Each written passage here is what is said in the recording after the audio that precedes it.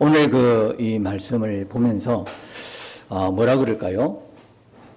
카메라 렌즈를 줌으로 바짝 당기면 그 물체의 정확한 면을 볼 수 있고, 또 멀리 이렇게, 당기면 전체를 볼 수 있죠.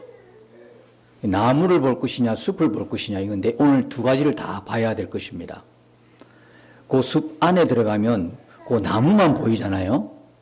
근데 여러분들이 드론을 띄워서 전체를 본다 생각하고 한번 상상을 해볼 때 우리의 눈을 저 산에서 이렇게 높은 곳에서 숲을 이렇게 바라보는 거하고 그 숲을 속에서 있는 거하고는 다르죠. 오늘 이 두 면으로 이렇게 봐야 될 것 같아요. 성경을 보면서 왜 하필 요단강을 건너가기 전에 하나님께서 이 라합이라고 하는 이 여인의 이야기를 한 장을 할애하면서 이렇게 전체적으로 말씀하고 있는지를 보려고 할 때에 숲에 들어가서 이렇게 보는 거와 멀리 우리가 전체를 이렇게 보는 것 정말 중요하겠다 그런 생각을 해보는 것이죠. 그래서 오늘 설교 제목도 길을 만드시는 하나님. 이 숲을 속에만 있으면 도무지 어울리지 않은 제목입니다. 여기에서 길을 만드시는 하나님이 도대체 어떤 의미인지도 모르겠고, 그러나 우리 시선을 좀 멀리 전체적으로 보면, 전체적으로 본다는 이야기는 하나님의 구속사적 관점에서, 그죠? 하나님이 인간을 구원하는 구속의 그 역사들을 주관해 오시고 실행해 오시는데, 그런 하나님의 관점에서, 다시 말하면 하늘에 계신 그 하나님의 그 관점에서 인류의 역사를 그리고 구속사를 진행해 오면서 모든 가정들을 이렇게 관망하고 조망해 볼 때에 그 안에 있는 오늘 여호수아 2장을 통해서 하나님의 계획은 뭔가 이것을 같이 나누고자 하는 것입니다. 그러나 우선 우리가 요 문제를 당한 요 2장 안에 있는 이 상황 속으로 좀 들어가 보면 물론 하나님의 어떤 계획과 섭리에 대해서는 모릅니다.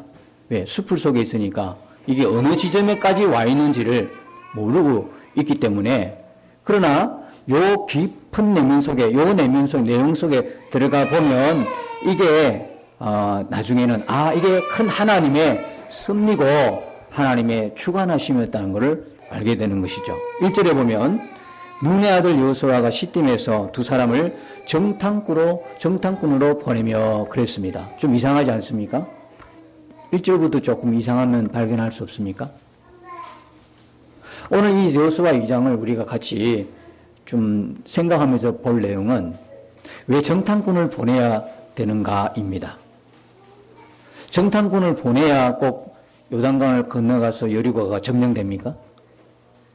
정탐꾼하고는 관계가 없죠, 사실은. 왜? 하나님의 뭐니까? 약속이니까. 사실 알고 보면 모세에 있을 때도, 모세가 지도자로 있을 때도 하나님께서 가나안을 준다고 약속을 하셨지 않습니까? 그리고 들어가라고 그랬습니다. 그러면 들어가라고 그러면 들어가면 되는 거지 않습니까? 그런데 굳이 들어가라고 그랬는데 누가요?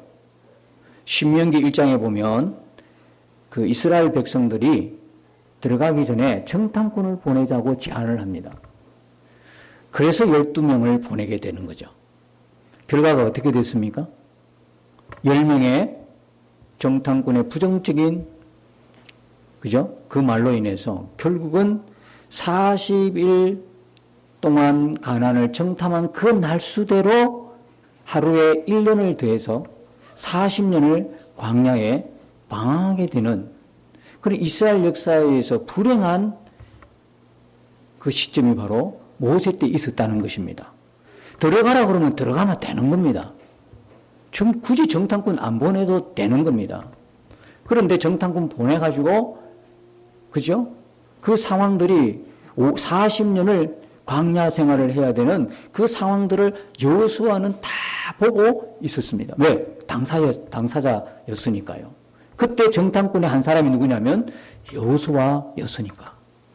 그러면 오늘 이 눈의 아들 여호수아가 시딤에서 정탐꾼을 몇 사람을 보냅니까? 두 사람을 보낸 겁니다. 왜 두 사람을 보냈을까요? 왜요?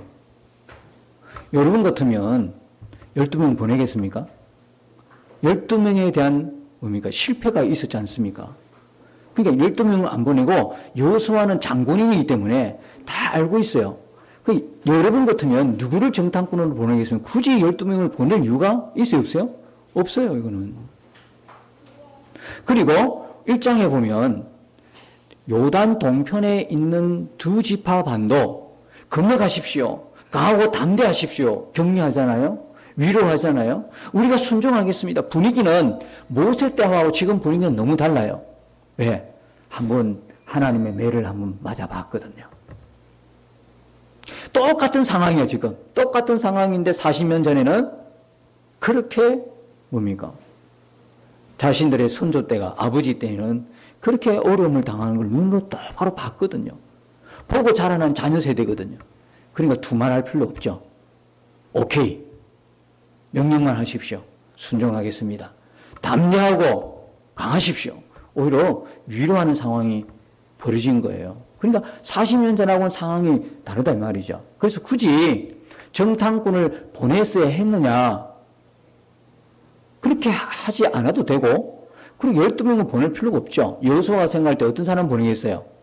우리 같으면 지켜보다가 신앙이 좋은 사람, 하나님만을 전적으로 믿는 그 사람을 뽑고 뽑아서 보내지 않겠습니까? 그래서 아마 두 사람을 보내지 않았을까. 그렇게 보낸 겁니다. 그런데 서두에서 말씀드린 것처럼 굳이 정탐꾼이 안 가도 되는 거예요. 그냥 건너가면 되는 거죠. 근데 왜 보냈을까? 그러면 이렇게 생각해 보십시다. 정탐꾼을 보내서 얻는 유익과 보내지 않았을 때 일어난 일들이 무언가를 한번 생각을 해 보십시다. 여러분, 정탐꾼을 보냈어요. 2명을 보냈단 말입니다. 우리가 오늘 다 읽지는 않았지만 이 내용이 그 내용입니다. 그러면 정탐꾼을 보낼 때 여호수아가 뭐라고 해서 보냅니까? 그 땅과 여리고를 정탐하라고 보냈습니다. 근데 그렇게 두 사람이 여리고를 정탐하러 들어갔습니다. 근데 간 집이 누구 집이었습니까? 라합의 집이었습니다. 근데 라합의 집은, 라합의 직업이 뭡니까? 기생이었습니다. 기생이니까 아마도 그게 여러 사람의 출입이 있을 것이고, 아마도 여리고에 대한 어떤 정탐할 만한 내용이 있겠다 생각해서 들어갔는지, 아니면 들어간 집이 또 그 집이었는지 모르겠지만 일단 기생 라합의 집에 들어간 겁니다. 들어갔는데 그 안에서 어떤 일이 벌어지냐면 마치 라합이 기다리고 있었던 것처럼 모든 정보를 줍니다. 그 정보는 뭐냐면, 너희들로 인해서, 이스라엘 민족으로 인해서 우리는 지금 간담이 서늘하다. 여러분, 여리고는요, 그 가나안의 가장 큰 성읍이었고 가장 강력한 군대가 있는 성읍이었습니다. 반면에 이스라엘 민족들은 어떨까요? 군대라고 할 수가 없어요. 생각해 보십시다. 40년 동안 광야를 헤매고 다녔어요. 할아버지, 할머니, 손자, 제대로 싸울 수 있는 장정이 도대체 몇 명이겠으며, 그렇게 40년 동안 광야를 돌고 온 사람들이 전쟁을 어떻게 하겠습니까? 생각을 해보시라고요. 한 200만 가량이라고 그러는데 그 중에 장정들이 해봤자 50만, 60만 치더라도 나머지는 다 가족들이 있고 다 이렇게 있을 텐데, 싸울 수 있는 군대가 군대라고 하기보다는 뭐라 그럴까요? 좀 거짓골을 아니겠어요? 싸울 수 있는 군대가 아니야. 그에 반면에 여리고는 아주 철저하게 군사력화되어 있는 아주 강한 성읍이 여리고였어요. 그런데 그들이 왜 떨어요? 그들이 여리고 이스라엘 백성들의 소문을 듣고 떤다는 거예요. 요단강 이쪽에 진을 치고 있는 자기들 근처에 와 있는 그 이스라엘을 보고 떠는 거예요. 왜 떨겠어요? 여러분들 누군가 여러분을 보고 왜 떨게? 떨 거 하나도 없죠. 지위가 높은 것도 아니고 가지고 있는 것도 없고. 우리가 육신의 눈으로 볼 때는 너무나 연약하고 부족한 게 많아서 누가 나보고 떨 게 하나도 없어요. 설상 우리를 보고 떨 수 있는 것은 유일한 것밖에 없어요. 뭐예요? 우리가 믿는 하나님이에요. 우리가 믿는 하나님. 그런데 내가 뭘 할 때마다 다른 사람 볼 때 세상적으로도 전혀 내세울 만한 게 아무것도 없어. 지위도 없고 신분도 뭐 그렇고 가진 것도 없고 배우지도 못했고 여러 가지로 볼 때 처져도 한참 뒤처질 건데 왜 나를 세상 사람들이 안 믿는 사람 볼 때는 뭐가 있는 것처럼 때로는 두려워하고 경계할까요? 저 사람이 믿는 하나님이 도대체 누구이길래 우리가 볼 때는 별 볼 일 없는데 저 사람 하는 것마다 저럴까? 대표적으로 성경에 나온 인물을 한 사람 들라 그러면 누구를 들 수 있겠어요? 누가 여러분 생각이 납니까? 요셉요.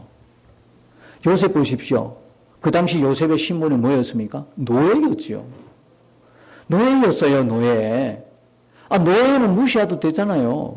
노예의 목숨은 주인에게 달렸지요. 근데 주인이 뭐요? 요셉을 그렇게 함부로 대했나요? 아니요. 존귀한 자로 대우했어요.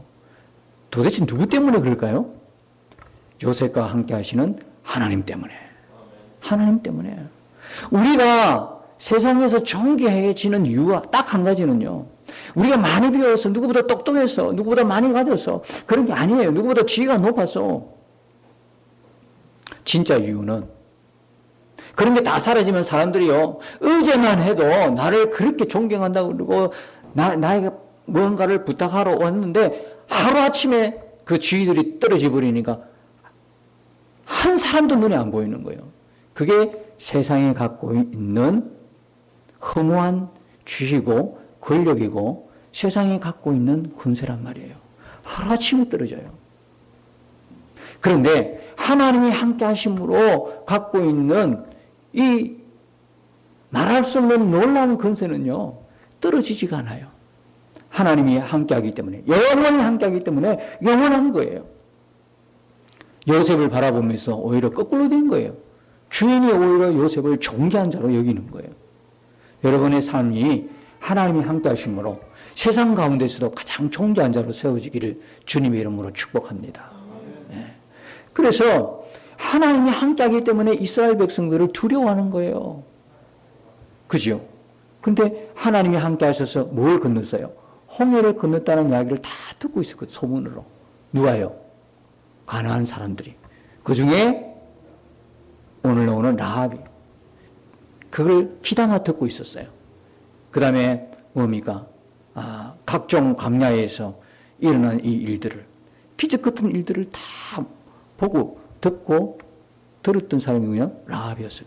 다른 사람은 듣고 그냥 흘려보냈는데 이 라합만큼은 그걸 가슴에 마음에 두었어요. 이게 오늘 내용이에요. 다 읽어보면 나오는 내용이에요. 9절에 보면 라합이 이야기를 하는데 여호와께서 이 땅을 너에게 주신 줄을 내가 아노라 그랬어요. 어떻게 알아요? 기가 막히죠. 그 다음에 그래서 이 땅 주민들이 다 너희 앞에 간담이 녹나니 그랬어요. 그 10절에 보니까 애굽에서 너희들이 나올 때에 여호와께서 너희 앞에서 홍해물을 마르게 하신 일과 너희가 요단 저쪽에 있는 아모리 사람의 두 왕 시온과 옥에게 행한 일, 곧 그들을 전멸시킨 일을 우리가 다 들었습니다. 그러니까 다 듣고 안다는 거예요. 듣고 안다는 거예요. 놀랍죠?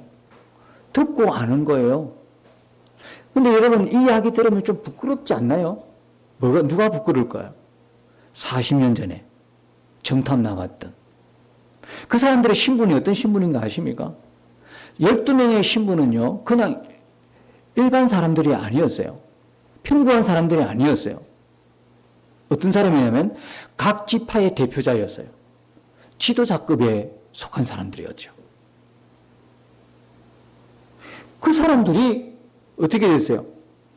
하나님의 백성이라고 하는데 그 사람들이 하나님의 약속을 안 믿었단 말이에요. 근데 도대체 이 라합은 어떤 사람이길래 이 소문만 듣고도 안다는 거예요. 이 소문만 다 듣고도 뭡니까? 믿었다는 거예요. 정작 이스라엘 백성들은 그렇게 가까이 계신 하나님, 그리고 그렇게 가까이 계신 하나님의 그 약속의 말씀조차를 안 믿고 부정하고 불신하고 그러다가 하나님 앞에 징계를 받고 그죠? 심판을 받고 광야에서 그렇게 헤맸는데 아니 도대체 이 이야기를 들을 때 누가 깜짝 놀랐을까요? 이 정탐꾼 2명이 깜짝 놀라지 않았을까요? 어떻게 이런 일이 일어날 수가 있지? 그래서 이들이 제대로 정탐을 했나요? 제대로 그 땅과 뭐 여리고 상황, 뭐 여리고의 군사의 어떤 그런 시설, 군사의 상황 전혀 보지도 않고 가자마자 어떻게 해요? 그 이야기를 듣는데 여리고가 얼마나 경비가 잘 돼 있는지 정탐꾼 딱 가자마자 들켜버렸어요. 다 탈로가 났어요. 그래서 누구의 집에 들어간 거? 라합의 집에 들어간 정보가 왕에게 다 들려버렸어요. 그래서 왕이 그를 잡아오라. 그렇게 해가지고 사람들이 라합의 집에 들어닥칩니다. 그때 라합은 이 정탐꾼 두 명을 지붕 위에 3대 밑에 숨겨놓습니다. 가나안 시절에 이때 주민들의 그 주거 환경이 지붕이 있었는데 이 지붕은 평범한 지붕이었어요. 그래서 이 가나안 사람들은 이 평범한 지붕에 온갖 식물들을 다 햇볕에 말린다고 그게 다 늘어놓았어요. 여러분 그 햇볕이 짱짱 들면 옷도 말리고 그 다음에 고구마 줄기도 말리고 호박 줄기도 말리고 이렇게 말리잖아요. 그죠? 지붕 같은 데 옛날에 그랬어요. 가나안의 주거 환경도 그랬었어요. 그런데 그 3대라고 그 삼나무 줄기를 쭉 말리는데 그 밑에 딱 숨어 있으면 딱 적격이죠. 들키지 않을 만큼. 근데 오늘 읽어보면서 여러분이 집에 가셔서 찬찬히 읽어보시면 이 라합이라는 여인이 얼마나 지혜로운지 몰라요. 그래 자기 집에 이 정탐꾼이 온 게 들통이 다 나서 들어닥쳤잖아요. 거기서 예를 들어서 만일에 그런 사람 못 봤습니다. 안 왔습니다. 그러면 어떻게 될까요? 분명히 봤는데 안 왔다고 그러면 그 집 수색 들어가죠. 라합은 잡혔을 것이고 그 집은 온통 다 뒤졌을 거 아니에요. 아무리 지붕에 숨었다고 해도 그게 안 들키겠어요? 개미 한 마리도 다 찾아낼 만큼 수색하면 다 들켜지요. 근데 라합은 어떻게 했어요? 왔다. 반은 진실이고 반은 거짓이야.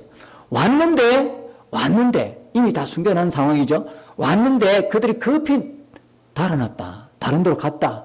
그러니까 너희도 얼른 가서 추적해봐라. 잡을 수 있겠다. 그래가지고 그 사람들이 라합의 집에 들이닥쳤다가 그 말 듣고 다시 나간 거예요. 참 지혜롭죠. 만일에 안 왔다, 못 봤다 이러면 큰일 날 뻔했어요. 그래가지고 여기 왔는데 어디서 왔는지도 모르겠고 그러니 급히 또 다시 다른 데로 갔다. 그렇게 이야기해서 이 사람들이 따돌릴 수 있었어요. 그러고 나서 이제 라합이 이제 이 사람한테 이 정탐꾼한테 이야기를 하는 내용이 바로 그런 내용입니다. 내가 다 알고 있다. 들어서 소문 다 알고 있다. 그리고 지금 우리가 겉보기는 굉장히 강하게 보일지라도 우리 모든 사람들이 지금 간담이 쓰늘하다. 너희들 때문에 간담이 쓰늘하다. 그리고 너희들이 요단강 건너기 전에 그 아모리 두 왕을 죽인 것 우리 다 듣고 있었다. 다 듣고 있다. 그러면서 기가 막힌 간증 하나를 이야기합니다. 11절에 보면 너희의 하나님 여호와는 위로는 하늘에서도 아래로는 땅에서도 하나님이시니라. 이게 옛날 성경으로 이야기하면 상천하지의 하나님이다. 이게 누가 고백이냐면 모세가 이렇게 고백을 했어요. 어떻게 이렇게 라합이라는 이방 여인이 이렇게 고백할 수 있죠? 이 고백하는 거예요. 너무 놀랍지 않습니까? 너무너무 놀라운 거예요. 그리고 그 다음에 이제 12절부터는 부탁을 합니다. 이제 어떻게 부탁을 하냐면 내게 맹세하라. 분명히 이스라엘 사람들이 와가지고 여리고를 점령할 텐데 그때 나와 나의 가족들, 친척들을 구원해 달라.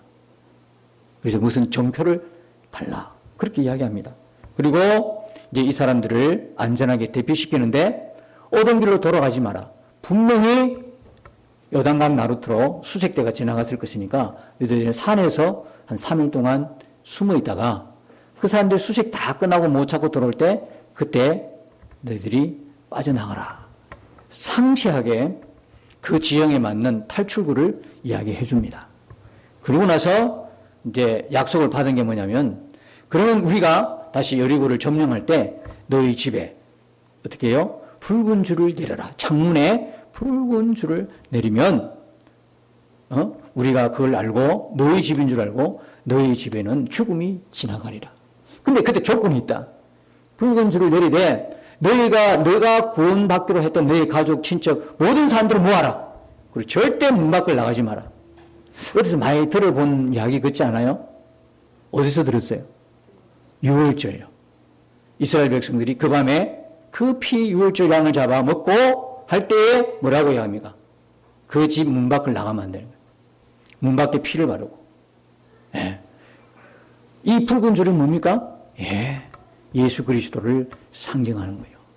예수 그리스도의 피. 우리의 구원은 오직 누굽니까? 예수 그리스도의 피로 이루어졌어요. 십자가의 은혜로 이루어졌단 말이에요. 신약이나 구약이나 동일해요.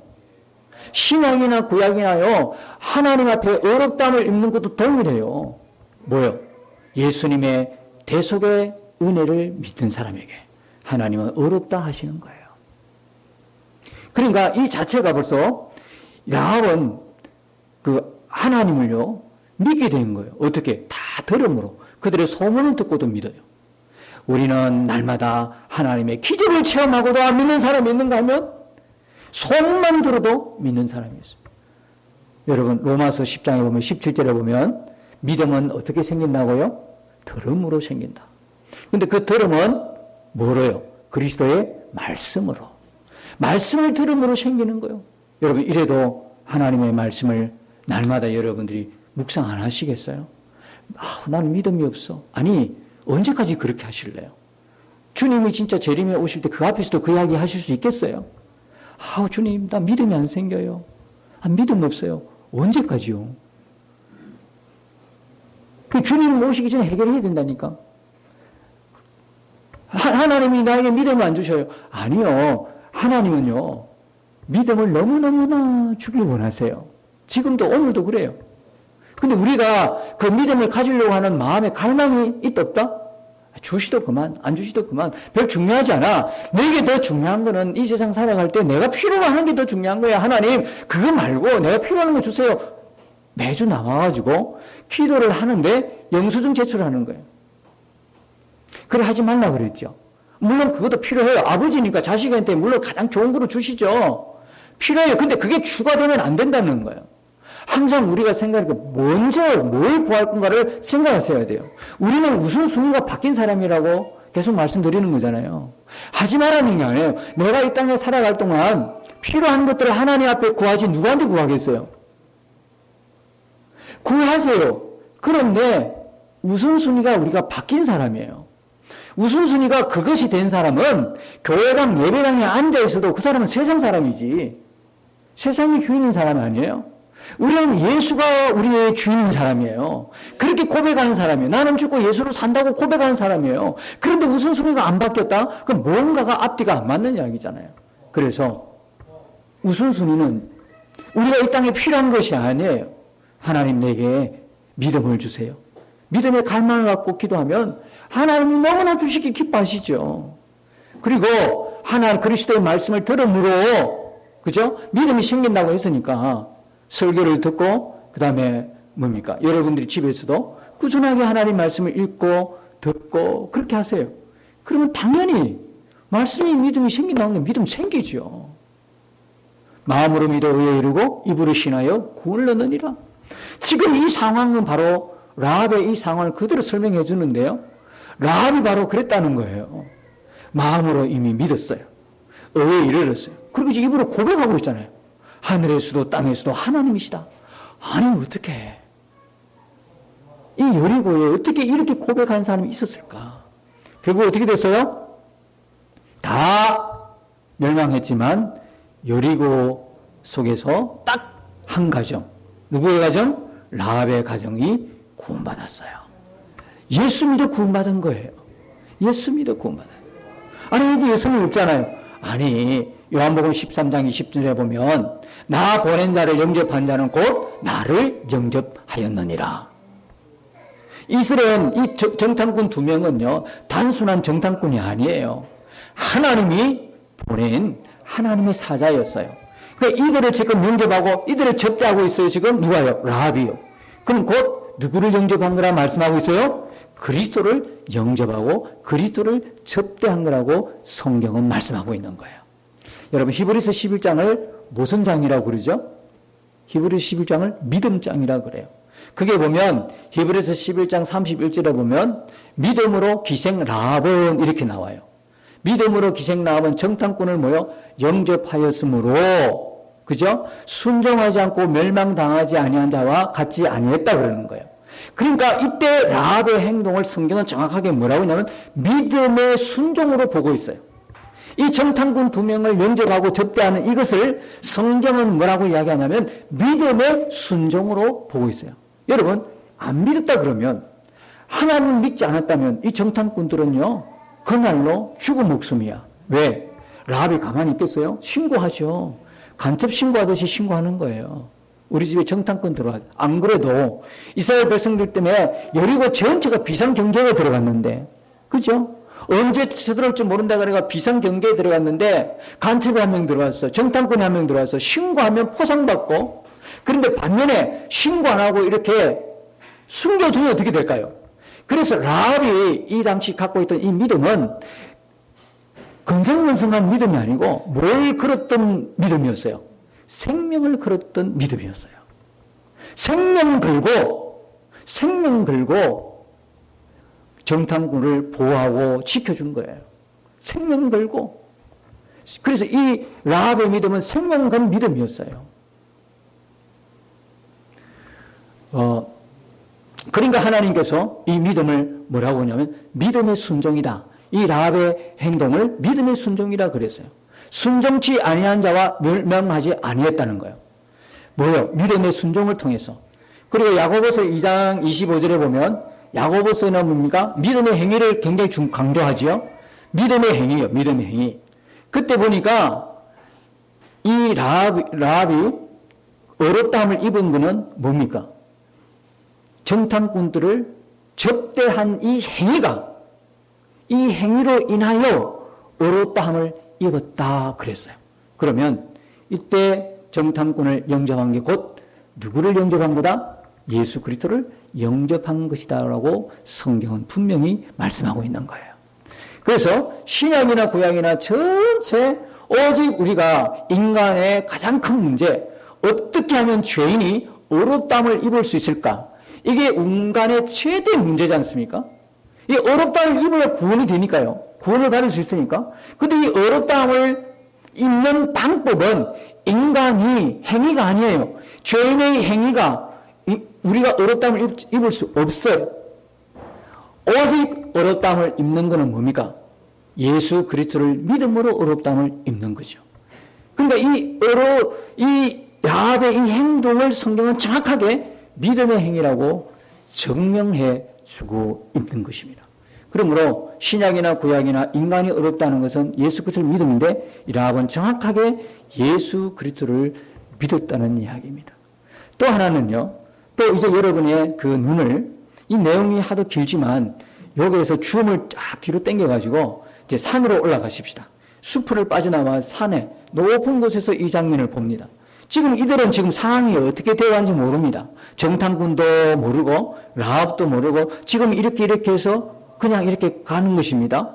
그 속에서 어떻게 여리고에서 라합이라는 이 사람이 여기 준비되어 있었을까요? 그냥 그런 것 같다 가지만 하나님의 구속사의 진행 과정 속에서는 어떤 일이 벌냐면 하나님은 예수님이 오시는 길을 만들고 계시는 것입니다. 어떻게 알 수 있습니까? 마태복음 1장에 보면 족보가 나옵니다. 그 족보가 누구의 족보입니까? 아브라함과 다윗의 자손 예수 그리스도의 족보입니다. 예수 그리스도의 계보. 근데 마태복음 1장 5절을 보면 어떤 일이 벌어지냐면 세상에 라합이 등장합니다. 여러분 라합의 남편의 이름이 나옵니다. 누군지 아십니까? 살몬이라는 사람입니다. 성경학자들은 이 살몬이 누구냐 하면 이 살몬이 바로 정탐꾼 2명 중에 1명이라고 이야기합니다. 그래서 이 살몬과 라합이 결혼을 합니다. 그리고 낳은 아들이 누굽니까? 보아스입니다. 보아스가 누구면 유명하죠? 보아스가 누구의 남편입니까? 룻의 남편입니다. 룻의 남편. 룻의 남편입니다. 그리고 보아스와 룻의 아들로 태어난 사람이 누굽니까? 오벳입니다. 이 오벳은 누구의 아버지인지 아십니까? 이새의 아버지입니다. 근데 이새의 아들은 또 누굽니까? 이새의 아들은 유명한 다윗입니다. 자, 그러니까 이 지금 라합은 다윗의 4대째, 그러니까 4대를 뭐라 합니까? 정조, 고조라 그럽니까? 저는 잘 몰라가지고. 고조 할머니가 되는 겁니다. 라합이 고조 할머니가 되는 동시에 그 계보가 계속해서 제일 끝에 가보면 누가 탄생하십니까? 예수 그리스도. 이 라합이 누구의 족보에 올라간 거죠? 예수님의 족보에 올라간 거예요. 눈에 보이시죠? 하나님께서 이 작업을 여기서 하고 계시는 거예요. 라합을 예수님이 오시는 길이 되게 하신 거예요. 예수님이, 그죠? 예수님의 그 약속을 이루는 통로로 라합을 하나님이 지목하신 거예요. 그러니까 여기서 이 라합이 구원을 받는 일이 일어나는 거예요. 라합이 누굽니까? 희생입니다. 그리고 마태복음 1장에 보면, 족보에 보면 희한한 것이 많이 등장합니다. 왜냐하면 마태복음 1장에 한번 보십시다. 우리 마태복음 1장을 펼쳐 보십시오.